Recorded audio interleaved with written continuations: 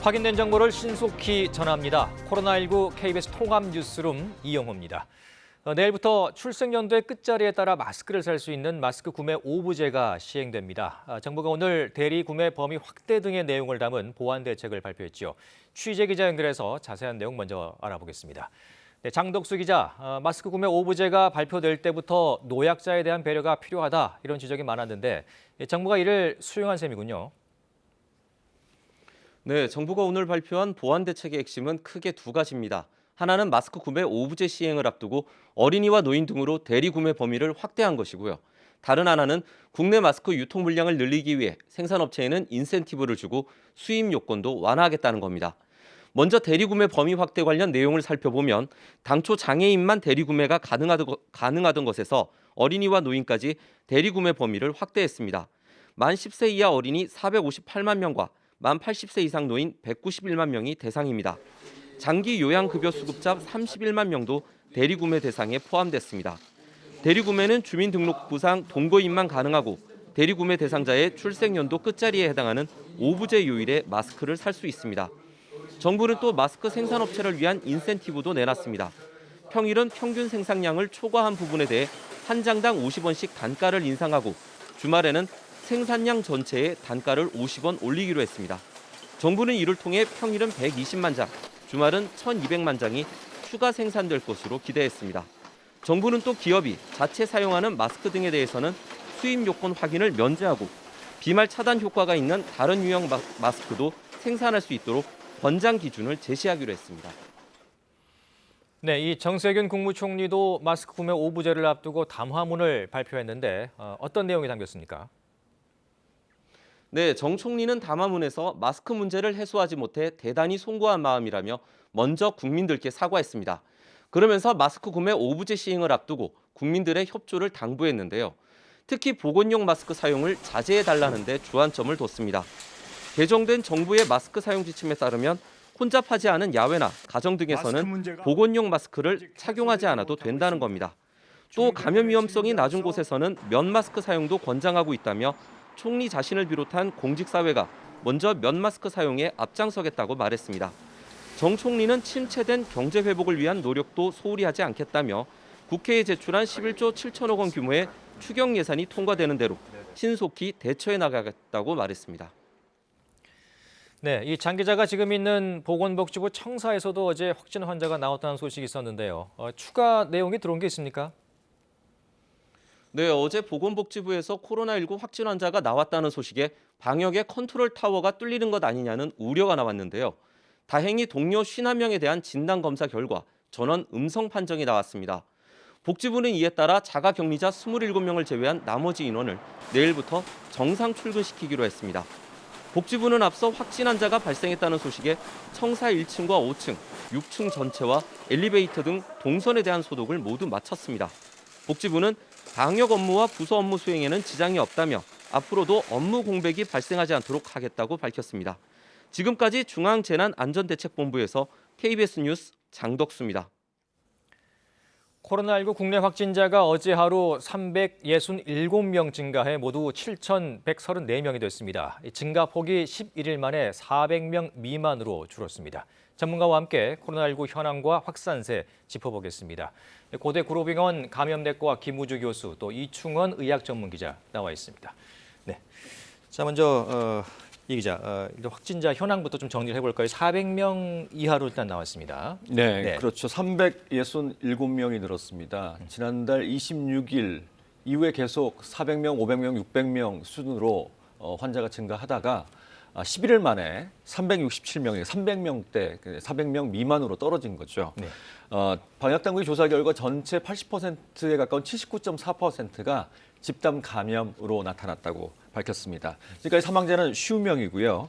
130명이 완치 판정을 받고 격리가 해제됐습니다.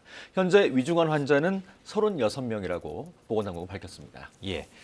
자, 교수님, 일단 이 400명 이하로 나왔다는 것, 이 숫자에 좀 의미 부여를 할 수 있겠습니까? 어떻습니까? 네, 일단 뭐 말씀하신 것처럼 400명 미만으로 최근에 이제 감소한 첫 날이 됐는데요. 이제 그런 의미에서 어느 정도 방역 조치들이 일부는 또 효과를 보고 있다. 뭐 단지 이제 대구 경북 이해 지역에 이제 전국에 소규모 집단 발생들이 곳곳에 있기 때문에 이 부분은 좀 더 신경 써서 방역을 철저히 할 필요가 있다는 말씀 드리고 싶습니다. 네.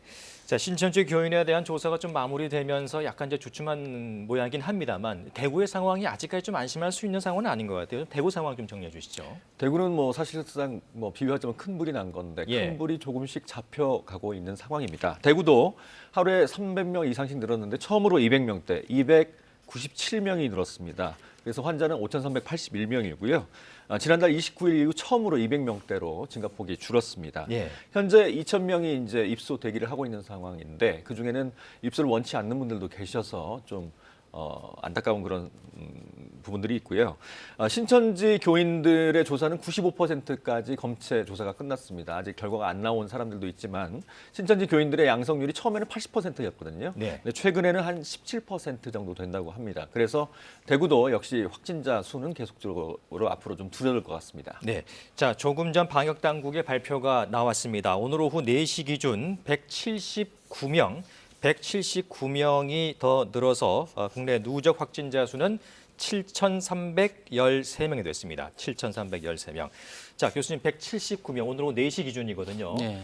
약간 더 줄지 않았나 싶기도 한데 어떻게 보십니까? 예, 어제 오후 기준보다도 어제 오후 기준은 아마 200명대였는데 그렇습니다. 지금 예. 100명대로 줄어서 조금 더 줄은 추세인 걸로 봐서 대구 경북 상황이 상당히 호전되고 있다 이렇게 생각이 됩니다. 네. 물론 뭐 이제 신천지 이외에 일반 시민 중에서도 환자가 있기 때문에 이제 그 부분을 좀 더 신경 쓸 필요는 있겠습니다. 네.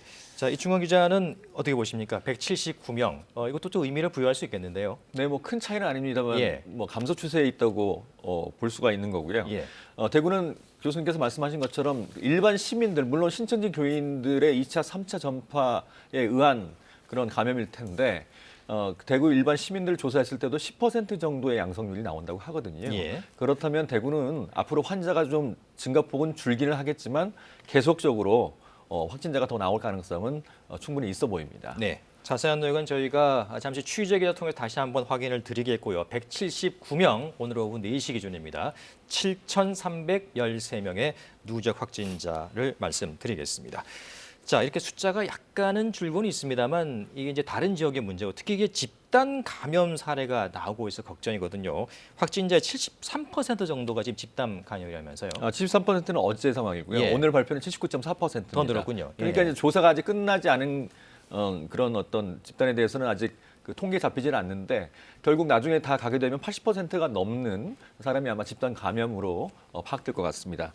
현재 문제는 이제 그 대구에서 큰 불은 좀 잡혀가고 있는데 작은 불들이 이제 곳곳에서 산발적으로 지금 발생하고 있는 상황입니다. 예. 예를 들어서 뭐 경산의 또 뭐 실버타운에서 또 한 17명 정도의 집단 감염 사례가 있었고요. 또 봉화의 요양원에서 53명 집단 감염이 있었는데 어제는 또 한 명이 한 명은 사망을 하셨습니다. 이렇게 고령자 또 장애인 이런 취약 시설이 지금 앞으로의 이제 관건이라고 보고 보건당국도 이런 집단 시설에서 초기에 증상 있는 사람들을 빨리 잡아내서 격리를 시키고 또 조사를 하고 방역을 취하는 게 앞으로의 이제 더 많은 전파를 차단하는 관건이다. 이렇게 얘기를 했습니다. 오늘. 네. 교수님, 이제 이 부분이 좀 숙제가 될 것 같습니다. 집단 감염을 막기 위해서 우리가 좀 더 어디에 더 신경을 써야겠습니까? 지금 이제 병원하고 요양병원, 사회복지시설이 이제 거기 계신 분들이 고령자의 기저질환, 뭐 여러 가지 장애 때문에 취약하시지 않습니까? 예. 그래서 좀 더 선제적으로 그 의료기관, 뭐 요양시설에 대한 그 일반인 출입을 좀 엄격하게 통제하고 그 안에 혹시라도 코로나19 증상을 보이는 환자가 있다면 이 증상 자체가 고령자 기저질환은 비특이적이기 때문에 종래에 기침과 호흡기 뭐 증상, 발열 이것만으로 판단해서는 안 되고 조금이라도 뭐 피로감이나 비특이적인 증상이 있으면 적극적으로 좀 검사를 했으면 좋겠습니다. 상당히 좀 진단이 늦다 보니까 사망자도 생기고 많은 환자가 이미 생긴 상황에서 발견되다 보니까 상당히 이제 해결이 잘 안 되는 것인 것 같습니다. 그래서 요양시설 병원에서는 특별히 선제적으로 방역도 하고 적극적으로 코로나19 검사를 해야 되겠다. 우리가 여태까지 신천지 쪽에 많은 검사를 적극적으로 했듯이 예. 지금은 병원과 요양시설, 사회복지시설의 발생에 대해서는 좀 발빠르게 검사를 해야 된다 이런 생각합니다. 네, 초점을 조금 더 옮길 필요가 있다는 말씀이시고요. 자, 이 마스크 오브제가 이제 내일부터 시행이 됩니다. 오늘 또 보안 대책이 좀 나왔고요. 좀 짚어주시죠.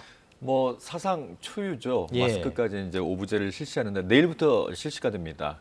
약국에서 시행이 되는 거고요. 본인이 직접 방문하고 신분증을 제시해야 마스크를 살 수 있고 오브제라는 것은 일주일에 딱 개개인이 구입할 수 있는 양은 2개입니다. 2개. 출생 연도 끝자리에 따라서 뭐 날짜를 월요일 화요일 수요일 이렇게 정해져 있는데요. 오늘 다른 대책이 나왔습니다. 그러니까 예. 어린이 10세 이하하고 80세 이상 어르신의 경우, 그러니까 생년월일로 하면 2010년도를 포함한 이후 출생한 어린이, 또 1940년을 포함한 그 이전에 출생한 어르신들은 대리 구매가 가능할 수 있도록 지금 조치를 취했습니다.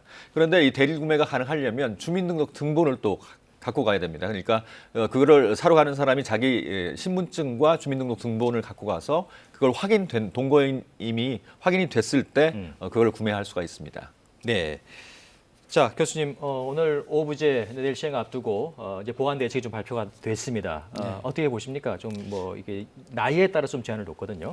지금 수요에 비해서 공급이 부족하니까 제가 말씀드리고자 하는 것은 일단은 마스크가 착용이 필요한 상황을 만들지 말라. 그러니까 수요를 줄이는 거죠. 예. 밀폐된 공간에 많은 사람이 모이는 집회를 안 하면 낄 필요가 없어지죠. 만약 그런 집회가 있고 모임이 있으면 내가 가야 된다 그러면 꼭 필수적이지 않으면 안 가거나 연기하면 안 껴도 되겠죠. 예. 일단 수요를 줄이는 게 중요합니다. 그건 사회적 거리두기하고 같은 맥락이고, 두 번째는 우선순위를 둘 수밖에 없습니다. 지금 이 기자님 설명하셨지만 사실은 2009년 신종플루 때 10월 말에 정점을 찍으면서 그때 당시에 타미플루라든지 백신 접종을 했는데 둘 다 우선순위를 뒀었어요. 그러니까 부족한 상황에서는 우선순위를 쓸 수밖에 없고, 이거는 백신은 아니지만 마스크지만 어차피 예방 목적에서는 백신과 유사하고, 2009년 신종플루 때도 백신 접종 우선순위를 의료인 먼저 접종하고, 그다음에 어린이, 또 임산부, 만성병 환자, 기저질환 환자 이런 순서가 있었거든요. 네. 그런 측면에서 지금 마스크는 백신은 아니지만 예방 방법으로 지금 제시되고 있기 때문에 지금 말씀하신 대로 이제 어린이, 또 고령자, 또 만성병 환자 이런 분들한테 양보하는 것이 중요하다 이렇게 생각이 됩니다. 네, 알겠습니다. 두 분 말씀 일단 여기까지 듣겠습니다. 네, 보건당국이 조금 전 오늘 오후 4시 기준 코로나19 확진 환자 집계를 발표했습니다. 확진 환자가 179명이 추가로 늘면서 누적 확진자는 모두 7,313명이 됐습니다. 자, 취재 기자 연결하겠습니다. 윤보미 기자, 자, 조금 전 발표된 추가 확진자 정리해 주시죠. 네, 중앙방역대책본부가 오늘 오후 4시 기준으로 집계한 코로나19 누적 확진자 7,313명입니다. 오늘 179명이 늘었습니다. 앞서 어제 하루 동안은 367명이 늘었는데요. 어제 늘어난 확진자 현황을 지역별로 보면 대구가 297명으로 가장 많습니다. 경북은 32명, 서울이 12명, 경기가 11명, 충남 6명, 그리고 충북에서 4명 늘었습니다.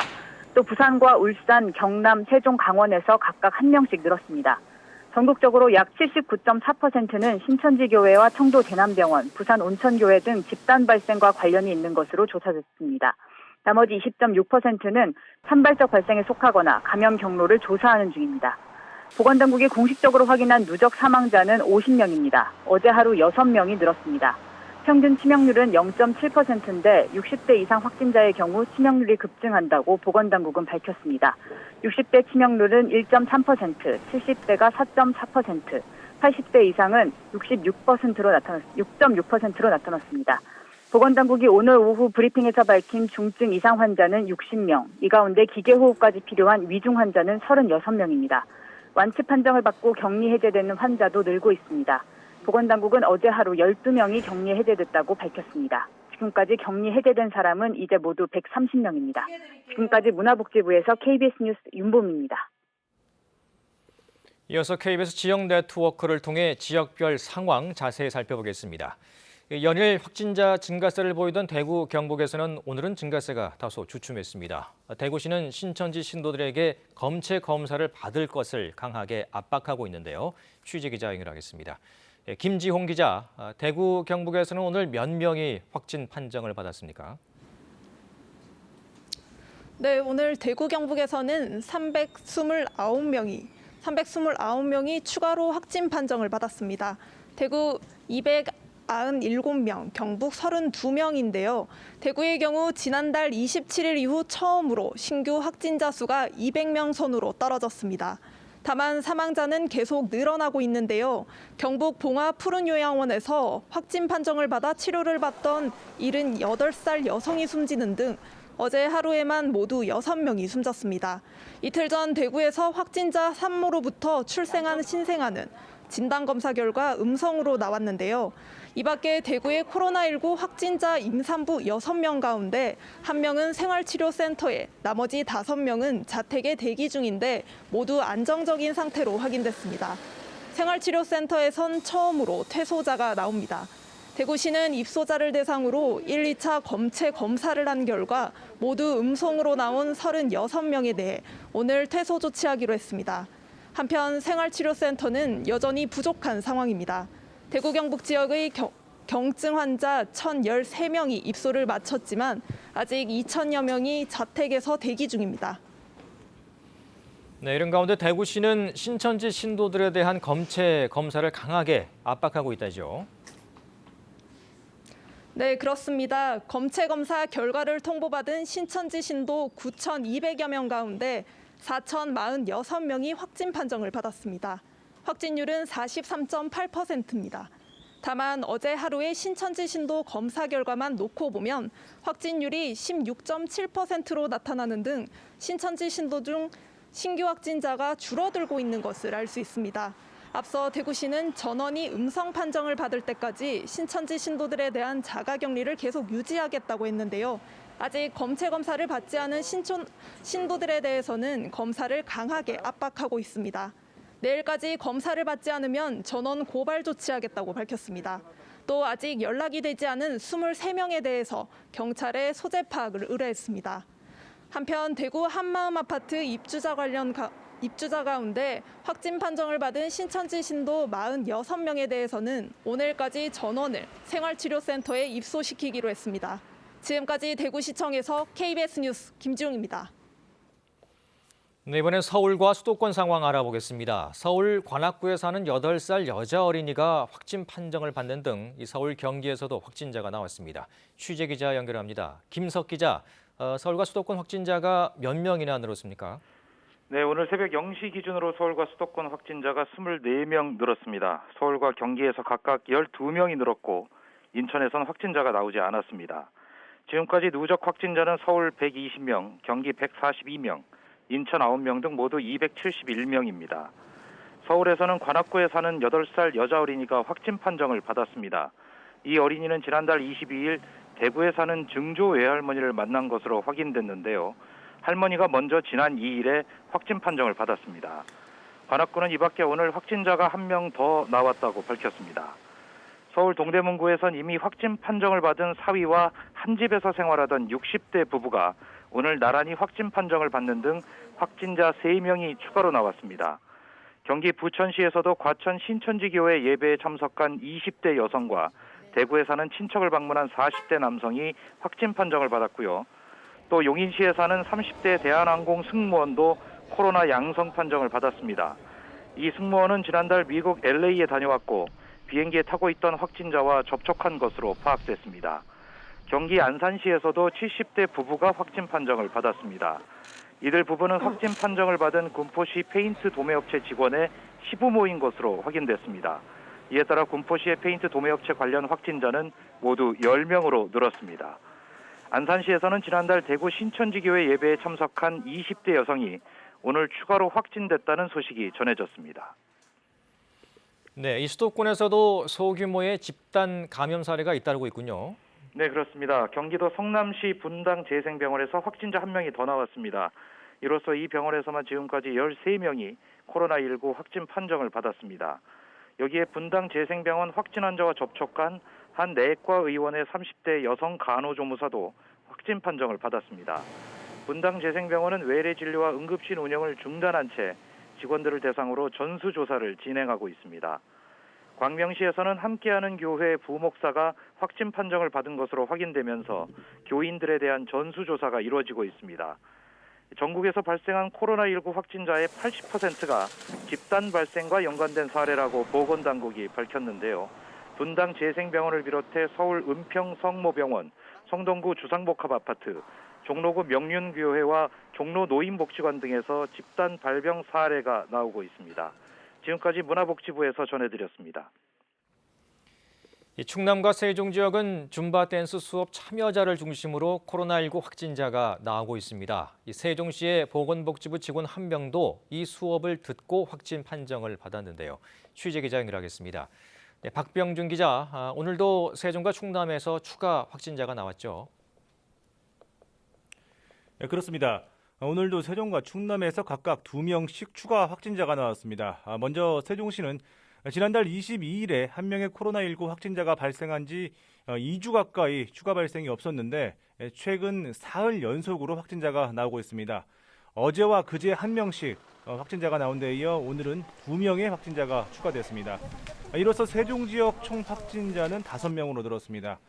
최근 사흘 새 확진된 4명 중 1명이 줌바 댄스 강사고 나머지 3명은 수강생으로 확인됐습니다. 확진자 중 1명이 정부 세종청사 보건복지부 직원이어서 추가 감염 우려가 컸었는데 해당 직원과 접촉한 부서 직원 51명 모두 음성으로 판정됐습니다. 하지만 또 다른 확진자 중 1명이 바이올린 강사로 확인돼 이 수업을 통한 감염 확산 우려도 나오고 있습니다. 오늘 충남 지역의 신규 확진자 2명은 천안에서 나왔습니다. 이 중 1명은 천안 복명동 행정복지센터 소속 공무원으로 확인돼 천안시가 해당 시설을 방역하는 한편 폐쇄 여부도 검토 중입니다. 충남에선 천안과 아산을 중심으로 확진자들이 나오고 있는데 확진자의 93%가 줌바 교습소 강사와 수강생 그리고 그 가족과 지인들입니다. 방역당국은 지난달 15일 천안에서 열린 전국 줌바 워크숍을 대규모 확산의 진원지로 보고 있습니다. 당시 워크숍에는 대구 지역 강사 3명을 포함해 전국에서 29명이 참석했는데 이 워크숍에 참가했던 세종과 충남 지역 강사들이 코로나19에 감염된 뒤 수강생을 통해 지역사회로 전파되고 있는 것으로 추정됩니다. 대전에선 사흘째 추가 감염 소식이 없는 상황입니다. 현재까지 자치단체가 파악한 대전과 세종, 충남 지역 확진자 수는 대전 18명, 충남 99명, 세종 5명 등 모두 122명이며 이 중 3명이 완치돼 격리 해제됐습니다. 지금까지 대전시청에서 KBS 뉴스 박병준입니다. 오늘 충북 괴산에서도 코로나19 확진자 1명이 추가로 발생했습니다. 180여 명이 거주하는 이 마을에서 지금까지 10명의 환자가 발생한 건데요. 이 충청북도는 오늘 이 마을을 감염병 특별 관리 지역으로 선포했습니다. 청주 연결하겠습니다. 송근섭 기자, 이번 확진자는 어제 나온 확진자의 부인이라면서요? 네, 오늘 충북에서 코로나19 확진자 1명이 추가됐습니다. 충북 괴산에 거주하는 50대 여성인데요. 이로써 충청북도가 집계하고 있는 코로나19 확진자는 모두 25명으로 늘었습니다. 오늘 추가된 확진자는 어제 양성 판정을 받은 24번째 확진자의 부인인데요. 두 사람 모두 괴산군 오가리 주민입니다. 방역당국은 이 마을에서 지속적으로 확진자가 발생하자 전체 주민 180여 명을 대상으로 조사를 진행했습니다. 이 과정에서 오늘 오전에 추가 확진이 나온 건데요. 이 마을에서만 벌써 10번째 코로나19 확진자입니다. 방역당국은 이 마을 주민들의 정확한 감염 시기와 경로를 파악하기 위해 역학조사를 벌이고 있습니다. 또 충청북도는 오늘 이 마을을 감염병 특별관리 지역으로 선포했습니다. 마을을 오가는 모든 차량을 소독하고 경찰과 협조해 주민들의 이동 통제도 실시할 방침입니다. 한편 충북의 두 번째 확진자였던 청주의 30대 택시기사는 완치 판정을 받고 어제 퇴원했습니다. 충북에서 완치 판정을 받은 사례는 이번이 두 번째인데요. 다만 함께 확진 판정을 받은 택시기사의 부인은 아직 의심 증세가 남아있어 퇴원이 미뤄졌습니다. 한편 오늘부터 충북 제천에서는 대구 지역 경증 환자를 수용할 생활치료센터의 운영이 시작됐습니다. 제천의 2개 치료센터에서 모두 300여 명의 환자들이 치료를 받게 됩니다. 지금까지 청주에서 KBS 뉴스 송근섭입니다. 나흘째 잠잠했던 광주광역시에서도 오늘 확진자 1명이 추가됐습니다. 신천지 대구교회에 다녀온 확진자의 밀접 접촉자인데요. 광주 연결하겠습니다. 김효신 기자, 기존 확진자와 어디서 접촉이 이루어진 건가요? 네, 오늘 추가된 환자는 22살 남성입니다. 지난달 20일 확진 판정을 받은 126번째 확진자의 밀접 접촉자입니다.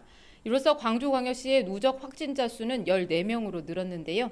이 126번째 확진자가 신천지 대구교회를 방문한 뒤 지난달 17일부터 이틀 동안 광주의 한 신천지 공부방에 방문했는데 오늘 추가로 확진된 20대 남성과 이 공부방에 함께 있었던 것으로 확인됐습니다. 이 남성은 126번째 확진자의 감염 사실이 확인된 뒤 자가 격리 조치됐는데요.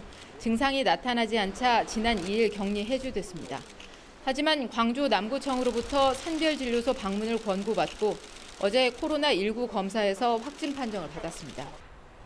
해당 확진자는 오늘 새벽 빛골 전남대병원으로 옮겨져 치료를 받고 있습니다.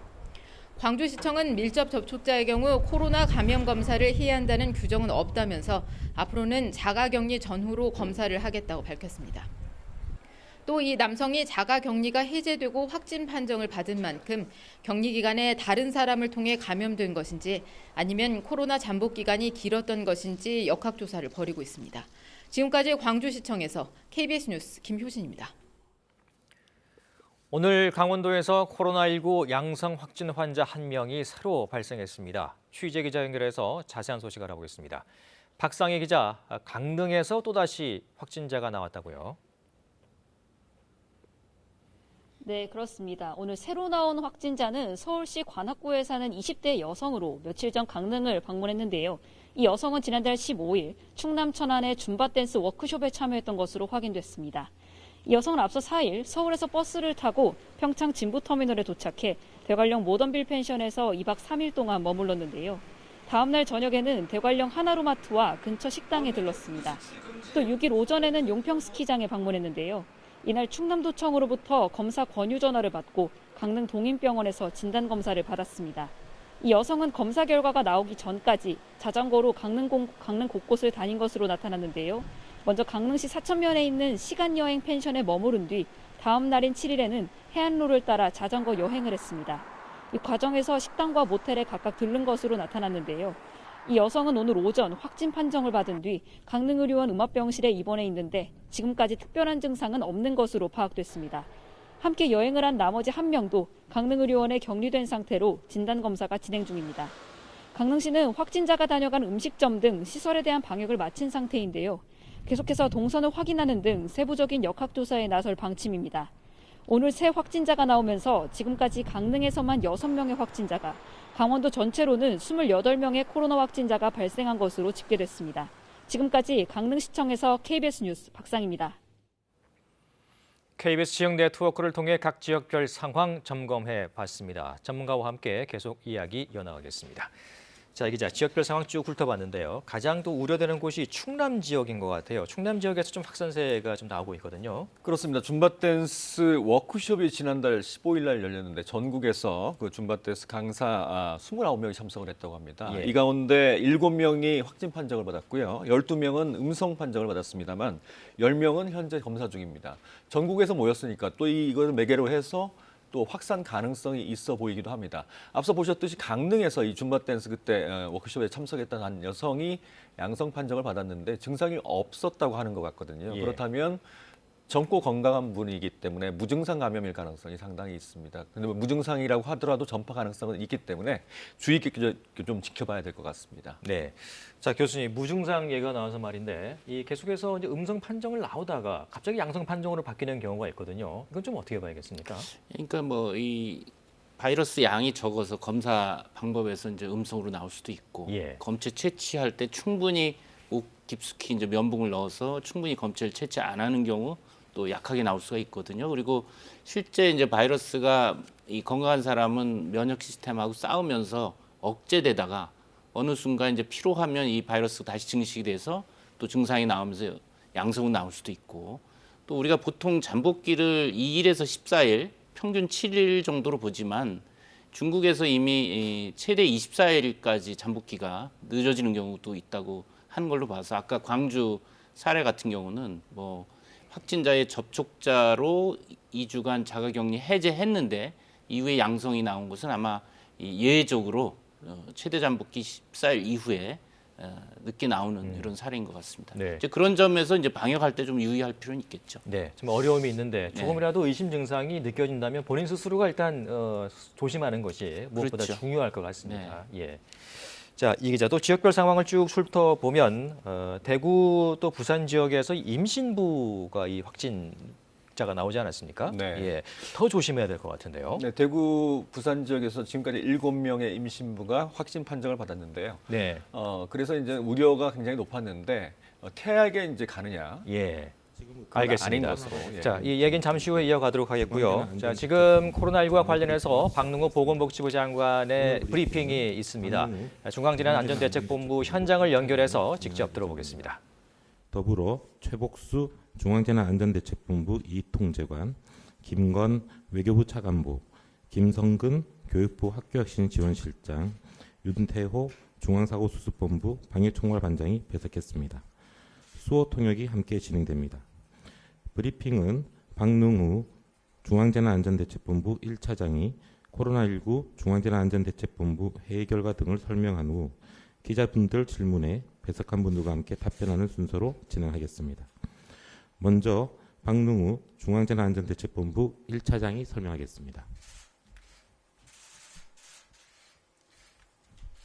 코로나19 중앙재난안전대책본부 제1차장 보건복지부 장관입니다. 정부는 오늘 국무총리 주재로 중대본 회의를 개최하여 생활치료센터 운영, 일본 입국 제한 후속 조치, 마스크 수급 안정화, 적극 행정 지원 등을 논의하였습니다. 3월 8일 0시 기준 코로나19로 격리 치료 중인 환자는 6,954명이며 130명이 완치되어 격리 해제되었고 50명이 사망하였습니다. 지금까지 발생한 확진 환자는 총 7,134명이며 이는 진단검사 총 18만 8,518건을 시행한 결과입니다.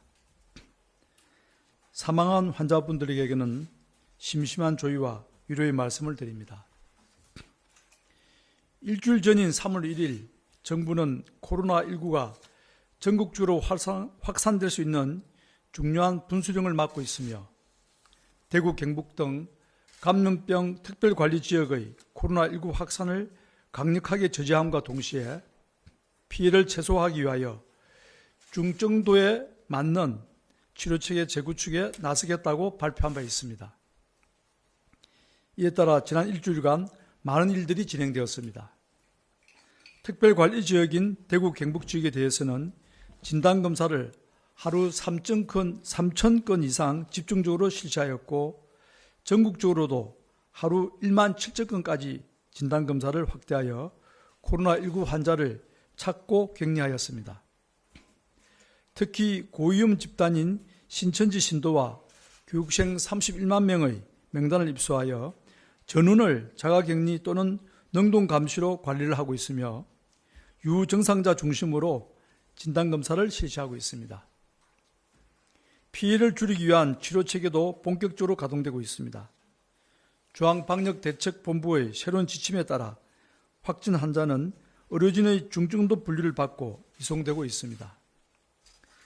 입원을 통한 의학적 치료가 필요한 10% 내외 환자는 병원에 입원하고 있으며 정부는 감염병 입원 병상을 계속 확충하여 현재까지 4,500병상을 확보하고 있습니다. 중증 환자로 지역의 상급병원 병실이 부족한 경우 국립중앙의료원 전원지원상황실에서 타 시도의 상급병원으로 이송하고 있으며 72명의 중증 환자가 이송되어 치료받고 있습니다. 입원 상태의 의학적 치료가 필요 없는 90% 정도의 경증 환자는 생활치료센터에 들어가 의료진이 상시적으로 모니터링하며 보호하고 있습니다. 생활치료센터는 범정부적인 노력을 기울여 오늘까지 약 2,200명 정원의 10개 센터까지 확충하였으며 향후 4,000명까지 보호할 수 있도록 계속 늘려가겠습니다. 진단검사를 최대한 집중하여 다수의 확진 환자들을 한꺼번에 찾아냄에 따라 치료 체계가 적절히 대응하지 못하였고 많은 확진 환자들이 자택에서 대기하게 된 점에 대해 진심으로 송구스럽게 생각합니다. 최대한 신속하게 생활치료센터를 확충하여 안정적인 의료관리를 받을 수 있도록 노력하겠습니다. 생활치료센터 시설을 선뜻 제공해 주신 모든 지자체와 지역 주민들, 기관과 기업들, 그리고 의료관리를 맡아주시는 의료기관들에 감사드리며 센터에서 꾸준히 일을 도맡아 주시는 관계자 여러분께도 진심으로 감사드립니다. 이와 함께 대구 중앙교육연수원의 24명, 경주 농협교육원의 12명 등 36명이 완치 판정을 받고 금명간에 퇴소할 예정이라는 반가운 소식을 함께 전해드리며 향후에도 건강하게 완치되는 환자들이 많아지기를 기대합니다. 이러한 노력에 따라 현재 코로나19의 확산 추이는 다소 정체되는 양상을 보이고 있습니다. 대구는 신천지 신도의 진단검사를 거의 완료하였고 현재는 일반 대구 시민 중 유증상자에 대한 검사를 집중하며 감염 환자를 찾고 있는 중으로 환자 발생은 점차적으로 감소하는 추세입니다. 경북의 경우 노인시설 등의 집단 감염이 발생하고 있어 중증 환자 치료와 시설 보유에 주력하는 한편 신천지 신도 등 고위험 집단에 대한 진단검사를 확대해 나가고 있습니다. 정부와 경북도가 협력하며 감염병 통제 노력을 강화하고 있으며 당분간 상황을 지켜보아야 할 것입니다. 이외에 전국적으로는 진단검사를 대규모로 실시하고 있으며 산발적인 감염 사례들이 국소적으로 나타나고 있어 역학조사를 통한 접촉자 차단 등 방역망 통제를 강화하고 있습니다. 현재까지의 추이로는 중심 지역인 대구 경북이 점차 안정화되는 변화가 나타나는 초기 상황으로 판단되며 코로나19가 대구 경북을 넘어 전국적으로 빠르게 확산되는 경향은 아직 관찰되지 않고 있습니다. 이러한 결과는 전적으로 국민들의 자발적인 협조 때문이라고 생각합니다. 모든 국민들이 이동이나 모임을 자제하고 사회적 거리두기에 적극적으로 동참해주고 계신 점에 대하여 다시 한번 깊은 감사를 드립니다.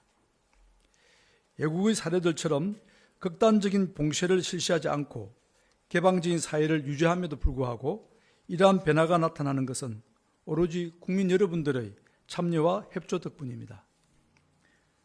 그러나 아쉽게도 아직은 코로나19의 확산세가 꺾였다고 상황이 호전되었다고 말씀드릴 시기가 아닙니다. 현재는 변화의 조짐이 나타나고 확산 추이가 다소 진정되고 있는 초기에 불과하며 대구 경북을 비롯한 전국에서 여전히 많은 확진 환자들이 새로 발견되고 있습니다. 지금은 코로나19 감염이 더 뚜렷하게 감소하도록 한층 더 노력하고 집중해야 할 순간입니다.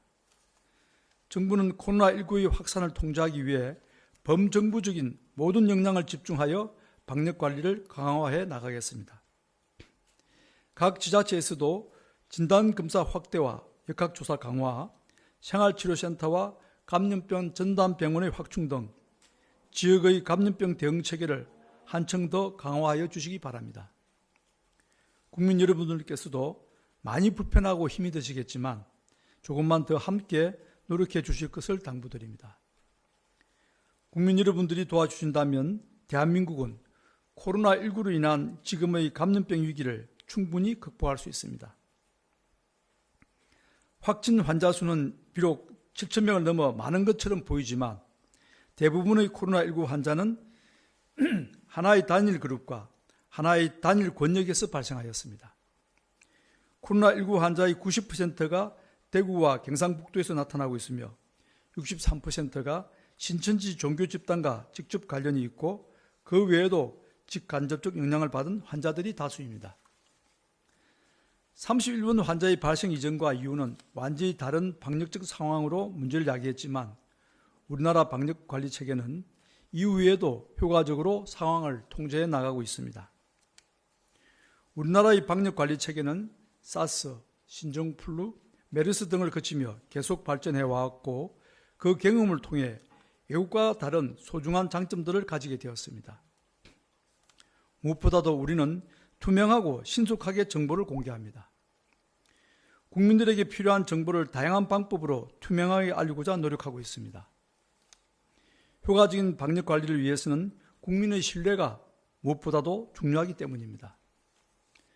또한 공동체 정신을 소중하게 여기는 수많은 국민들이 코로나19 대응에 자발적으로 참여하고 있습니다. 개인위생 준수, 사회적 거리두기 등 국민들의 참여로 물리적인 봉쇄와 동일한 방역 효과를 달성할 수 있었고, 국민의 삶에 피해가 큰 강제적 봉쇄를 피하고 개방적인 사회를 유지하고 있습니다. 공동체를 위하여 국가도 감염병으로 인한 검사비, 치료비 등의 부담을 개인에게 맡기지 않고 모두 부담합니다. 방역을 위한 의료기관의 손실도 국가가 보상하고 있습니다. 세 번째, 창의적인 방법을 모색하고 특히 발달된 IT 기술을 적극적으로 활용하고 있습니다. 성차 검진, 즉 드라이브 스루 방식의 검체 채취나 GPS 정보를 이용한 역학조사 등은 세계적인 모범 사례가 될 것이라 생각합니다. 이러한 노력은 개방적인 사회를 유지하면서도 효과적인 방역 성과를 달성하는 데 크게 도움이 되고 있습니다. 네 번째, 세계 그 어느 나라보다 빠르고 많은 진단검사를 실시하고 있습니다. 한국의 진단검사는 최대 1일 1만 7천 건까지 가능하며 누적 검사 건수는 19만 건에 이르고 있습니다. 의사들은 코로나19가 의심된다면 어떠한 제한 없이 검사를 실시할 수 있으며 검사비도 무료입니다. 거대한 진단검사 능력은 조기에 환자를 찾아 피해를 최소화하고 감염병을 물리치는 데 가장 중요한 수단입니다. 역설적이지만 한국의 환자 수가 많은 것은 월등한 진단검사 역량과 철저한 역학조사 등 방역 역량의 우수성을 증명한다고 생각합니다. 다섯째, 우수한 의료인들과 세계 최고 수준의 의료기관들이 사명감을 가지고 방역과 치료에 전념하고 있습니다. 다시 한번 현장에서 수고하고 계신 우리 의료인들과 관계자 여러분들의 노고에 진심 어린 감사를 드립니다. 마지막으로 코로나19 극복을 위해 우리 국가의 모든 역량을 결집시키고 있다는 점입니다. 방역과 의료의 주무부처인 보건복지부뿐만 아니라 대통령 이하 총리와 모든 정부 부처와 기관이 합심하여 범정부적인 역량을 집중하고 있습니다. 중앙정부와 지방정부 간에, 지방정부와 지방정부 간에도 함께 협력하며 코로나19 극복을 위한 역량을 결집시켜 나가고 있습니다. 전통적인 방역관리 체계는 물리적인 봉쇄와 격리를 중요시하지만 폐쇄성과 강제성, 경직성의 단점이 있습니다. 고도로 상호 연결된 세계화 시대를 살아가며 다원적 사회를 중시하는 민주주의 국가로서 대한민국은 기존의 방역관리 체계의 한계를 넘어 개방성과 참여에 입각한 새로운 방역관리 모델을 만들고 있습니다. 특히 코로나19는 감기와 비슷한 증상이 시작하여 초기부터 감염력이 높고 확산 속도가 빠릅니다. 이런 특성 때문에 환자의 물리적 봉쇄와 격리를 중요시하는 전통적인 방역관리 체계는 효과적이지 않습니다. 전통적인 방식은 코로나19의 최초 유입 시기만 늦출 뿐 이후에는 오히려 확산을 막기 어렵습니다. 투명하고 열린 사회를 지향하는 가운데 국민의 자율적 참여와 창의적인 첨단 기술이 잘 조화된 대응만이 더 효과적이며 유일한 대안이 될 것입니다. 지금 우리는 힘든 시기를 견디고 있지만 이를 잘 극복한다면 우리나라의 대응이 다른 나라의 모범 사례이자 세계적인 표준이 될 수 있을 것입니다. 지금까지 국민 여러분들과 의료인들께서 보여주신 헌신과 협력에 진심으로 감사드립니다. 특히 코로나19의 진료에 여념이 없으신 의료인들에게는 다시 한번 깊은 감사를 드리며 정부는 의료인들에 대한 지원을 아끼지 않겠습니다. 대구 경북의 수많은 기부 행렬과 응원을 아끼지 않은 국민 여러분께도 깊이 감사드립니다. 국민들께서는 조금 더 불편을 참아주시고 코로나19 극복을 위한 노력에 동참해 주실 것을 부탁드립니다. 손 씻기 등 개인위생 수칙을 준수하며 외출, 모임을 자제하는 등 사회적 거리두기에 힘써 주시기 바랍니다. 마지막으로 당부드리고 싶은 것은 지금 우리에게 필요한 것은 차별과 배제가 아니라 협력과 연대라는 것입니다. 확진자를 낙인 찍고 허위 왜곡 정보를 유포하거나 책임을 전가하는 행동은 삼가해 주시기를 간곡히 부탁드립니다. 나와 내 가족 그리고 우리 모두가 하나라는 마음으로 모두가 힘을 모아 감염병 확산을 차단하는 데 집중해야 합니다. 지금까지 해온 것처럼 정부와 국민, 의료계가 협력하며 다 함께 대처해 나간다면 지금의 위기는 분명히 극복할 수 있을 것입니다. 감사합니다. 네, 중앙재난안전대책본부 1차장 박능후 보건복지부 장관의 브리핑 내용 함께 하셨습니다. 전문가와 함께 자세한 내용 더 짚어보겠습니다. 네, 기자, 브리핑 있었는데요. 좀 전반적인 사항 다시 한번 짚어주시죠. 네, 중요한 게 이런 것 같습니다. 현 상황을 진단을 했는데 현재는 중심지인 대구, 경북이 안정화되는 초기 단계다. 그러니까 확산이 진정되는 초기 단계다. 하지만 결코 안심하기는 이르다. 이렇게 상황 진단을 했습니다. 지금까지 19만 건의 검사가 이루어졌다고 하고요. 하루 검사 건수가 1만 7천 건 정도 가능하다. 일본이 보통 1,400건 정도 가능하니까 10배 이상 진단 검사를 할 수 있는 능력을 갖고 있는 거죠. 네. 그래서 대구는 지금 환자 발생이 감소세에 있고 다만 경북 쪽의 노인시설을 중심으로 지금 확산세가 있어서 이쪽을 보호하는 데 주력하겠다라고 얘기했습니다. 네, 노인시설의 집단 감염이 이제 우려되는 수준이라고 평가를 했고요. 교수님 어떻습니까? 대구 경북 지역은 이제 감소세의 초기 단계로 일단 정부에서는 판단을 한 것 같습니다. 네, 그렇습니다. 예, 대구 경북의 이제 신천지 위주의 환자 발생이 좀 감소세에 들어섰는데 아직 뭐 일반 시민하고 주변의 경산이나 이제 경북 지역의 요양시설에 좀 집단 발생이 소규모로 있기 때문에 이제 경각심은 여전히 유지해야 된다. 또 국민이 많이 참여해서 이제 많은 국민들이 이제 공중보건 의식을 갖고 개인위생 또 거리두기를 같이 실천을 계속 해야겠다 하는 의미인 것 같습니다. 네. 그리고 이제 중증도에 맞는 의료 체계를 구축하고 또 이 경증 환자는 생활치료센터에서 지금 치료를 하고 있는데 지금 10개 생활센터가 지금 돌아가고 있고 앞으로 더 늘리겠다 이런 얘기도 있었죠. 현재 준비된 게 2,500명이 수용 가능한 10곳의 생활치료센터가 문을 열었다고 합니다. 예. 추후 4,000명까지 수용할 수 있는 규모로 생활치료센터를 늘리겠다고 얘기를 했고요.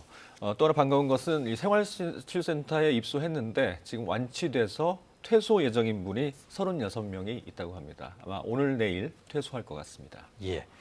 자, 한 가지 더 짚어보면은 어제부터 이제 자가격리를 확인하는 앱이 시행이 됐습니다. 예. 네. 지금 어떻게 좀 잘 시행이 되고 있습니까? 이게 사실 자가격리를 수칙을 좀 어기는 분들이 가끔 생겼기 때문에 정부가 이 앱을 개발해서 보급을 한 상태인데요. 이 앱으로는 하루 2번 발열이나 기침 등의 건강 상태를 본인이 입력하게 돼 있습니다. 입력을 하면 담당 공무원이 그걸 확인할 수 있게 했고요. GPS 등을 통해서 이 격리 장소를 벗어나거나 또 GPS를 끄게 되면 경보가 담당 공무원한테 울려서 추적을 할 수 있도록 그렇게 만든 앱입니다. 하지만 전화기를 꺼놓거나 그러면 이건 무용지물이기 때문에 그렇죠. 전화기를 꺼놓으면 안 되겠죠. 예. 네. 그리고 또 뭐 투지폰이나 이런 경우는 또 안 될 수도 있는 네, 거고 그렇습니다. 그런 또 허점이 있는데 이게 좀 보완책도 좀 고민을 해봐야 될 것 네. 같습니다. 네. 자, 교수님, 이제 치료제에 대한 기대를 좀 접을 수가 없습니다. 지금 에볼라 치료제죠, 뭐 렘데시비르라는 약제인 것 같은데 네. 이게 뭐 좀 효과가 있습니까? 어떻습니까? 뭐 아직 코로나19에 대한 확실한 효과가 입증된 치료제는 없죠. 허가된 건 없고 예. 지금 렘데시비어 말고도 뭐 칼레트라라는 에이즈 치료제, 이제 크로로퀸과 같은 말라리아 치료제, 화비피라비아는 조류독감 치료제 후보들이 있는데 가장 유망한 것이 렘데시비어입니다. 이거는 2014년 서부 아프리카 에볼라 유행 때 길리어드에서 임상을 2상까지 진행돼서 어느 정도 효력이나 안전성은 된 상황인데 이번에 이제 중국 우한에서 3상 임상 시험을 700여 명 대상으로 진행 중에 있고 우리나라도 지금 환자들이 있기 때문에 참여해서 좀 임상을 단축해서 빨리 효과를 입증한다면 아마 여러 가지 후보 물질 중에서는 가장 코로나19에 효과가 있을 것으로 지금 기대를 갖고 있는 약입니다. 네.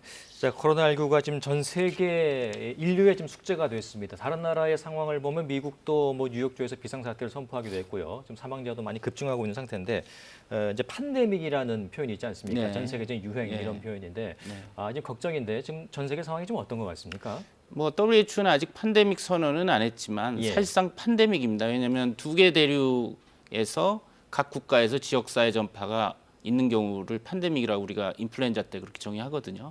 그러니까 아시아는 이미 여러 국가가 지역사회 전파고 유럽은 이탈리아가 이미 지역사회 전파가 많이 있기 때문에 이제 사실상 팬데믹인 거고 이게 어떤 나라든 이르고 늦고의 차이지 겪을 수밖에 없다. 뭐 대한민국은 조금 중국하고 가깝다 보니까 먼저 지금 겪는 좀 아픔은 좀 있지만 어쨌든 많은 국가들이 비슷한 처지에 있는 것 같고 지금 이란은 확진자는 적지만 사망자는 우리나라보다 많습니다. 아마 수일 내로 확진자가 우리나라보다도 이란이나 이탈리아 같은 경우는 더 많을 걸로 생각이 됩니다.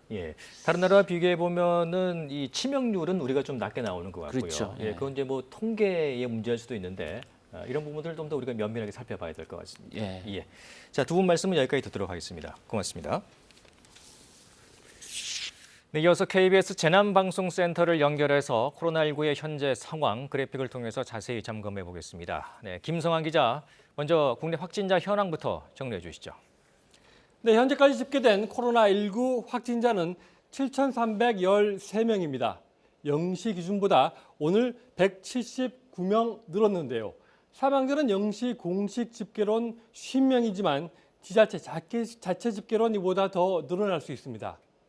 지금까지 누적 확진자 수를 보면 천 단위 앞자리 수를 바꿔가며 증가세를 보이고 있지만 최근 증가세가 다소 완만해지는 양상입니다. 일별 추가되는 확진자 수를 봤을 때도 확진자 하루 증가폭이 400명 밑으로 내려온 건 지난달 26일 이후 11일 만입니다. 대구와 경북 지역의 증가세가 다소 둔화된 것이 주요 원인으로 보입니다. 대구, 경북의 일별 추가 확진자만을 따로 분리해 분석한 자료입니다. 지난달 29일에 800명을 넘었다가 오늘 0시 기준으로 그 절반인 400명 아래로 내려간 것이 확인됩니다. 네, 이 지역별로 들여다보면 상황이 어떻습니까? 네, 오늘 0시 기준 지역별 총 확진자 수를 보시면요. 대구와 경북이 각각 5천, 1,000명을 넘어 전체의 90.5%를 차지하고 있습니다. 좀 더 상세하게 지역별 인구 밀도를 고려한 확진자 수를 보겠습니다. 인구 10만 명당 발생률을 보면 대구가 220.9, 경북 40.6입니다. 그 밖의 지역은 인구 10만 명당 5명 미만 수준을 유지하고 있습니다. 코로나19로 인한 사망자의 연령별 분포를 보면요. 30, 40대에서도 사망자가 나오고 있지만 60세 이상이 전체의 86%를 차지하고 있습니다. 그만큼 기저질환이 있는 고령층이 코로나19에 감염됐을 때 위험하다는 신호입니다. 주요 국가의 코로나19 확산세를 보겠습니다. 이란과 이탈리아의 증가세가 심상치 않습니다. 이탈리아를 기점으로 유럽에선 확진자 수치가 빠르게 늘고 있고요. 미국 역시 심상치 않은 조짐이 현실화되고 있는 모습입니다. 지금까지 재난방송센터에서 KBS 뉴스 김성환입니다. 정세균 국무총리가 오늘 오전 마스크 구매 오부제 본격 시행을 앞두고 대국민 담화를 발표했습니다. 어떤 내용이 담겼는지 직접 들어보시겠습니다. 존경하는 국민 여러분, 지금 대한민국은 코로나19와의 전쟁을 치르고 있습니다. 급한 불은 꺼나가고 있지만 상황은 여전히 엄중합니다. 국민의 불안감도 가라앉지 않고 있습니다. 특히 정부의 노력에도 불구하고 마스크 문제가 아직 해소되지 못하고 있습니다. 중대본의 책임자로서 대단히 송구한 마음입니다. 공급이 수요를 따르지 못하는 상황에서 정부는 마스크 구매 수량을 1인당 2매로 제한할 수밖에 없었습니다. 절대량이 부족할 뿐만 아니라 긴급한 의료 현장과 감염병 특별관리지역 등에 우선 공급해야 하는 현실적 제약이 있기 때문입니다. 3일간의 시범 기간을 거쳐 내일부터 마스크 오부제가 본격 시행됩니다. 가능한 한 공평하게 마스크를 구매할 수 있도록 제도를 설계했습니다. 매주 월요일부터 금요일까지는 태어난 연도를 기준으로 주 1회 마스크를 구매할 수 있고 주말에는 해당 요일에 마스크를 사지 못한 분들을 위해 출생 연도와 관계없이 구매하실 수 있도록 하였습니다. 마스크 오부제가 안착되기 위해서는 국민 여러분의 적극적인 협조가 절실합니다.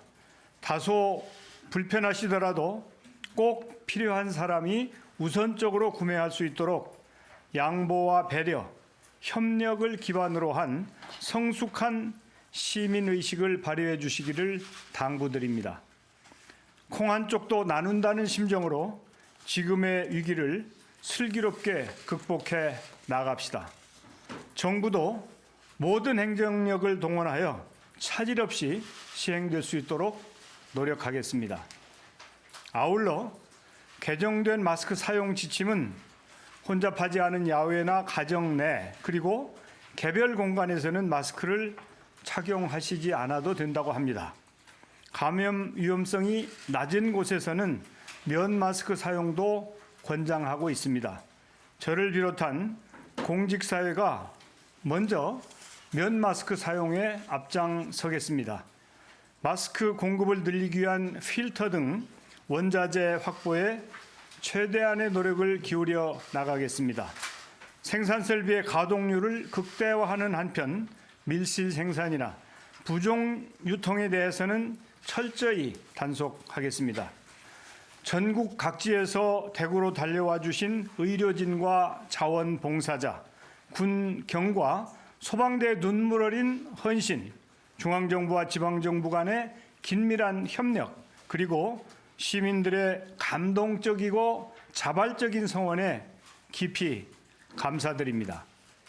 우리 국민은 위기 앞에서는 더 강한 힘을 발휘해왔고 앞으로도 그럴 것입니다.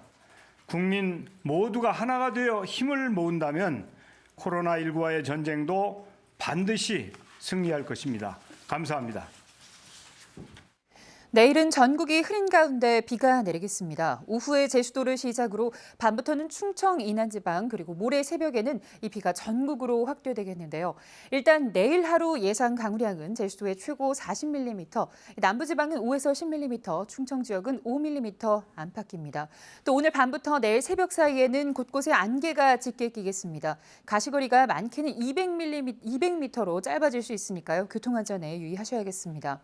내일 아침 기온은 서울이 6도, 청주, 대구 4도, 광주 6도 등으로 오늘보다 2, 3도 정도 높겠습니다. 하지만 비가 내리면서 낮 기온은 오늘보다 조금 낮겠는데요. 서울 16도로 예상됩니다. 바다의 물결은 서해와 남해상에서 높게 일겠습니다. 비는 모레 오후에 서쪽 지방을 시작으로 밤에 대부분 그치겠습니다. 기상정보였습니다. 코로나19 확산을 막는 중요한 시기입니다. 사회적 거리 두기의 중요성 다시 한번 강조드립니다. 코로나19 KBS 통합 뉴스룸은 24시간 여러분과 함께합니다.